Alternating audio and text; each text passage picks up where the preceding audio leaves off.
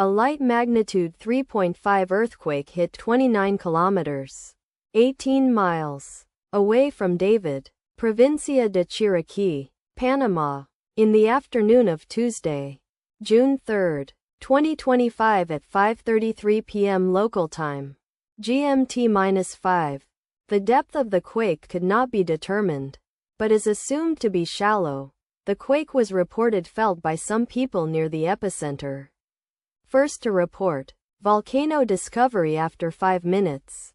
The earthquake occurred 5 days after a magnitude 3.8 earthquake had hit on Thursday, May 29, 2025, at 12:31 p.m. GMT-6 local time, in 30 kilometers, 19 miles, distance to the northwest. Data source from volcano discovery. Did you feel it? Let us pray. May the earthquake that occurred not affect our brothers and sisters there. May the earthquake not happen again. And may God protect everyone. Amen.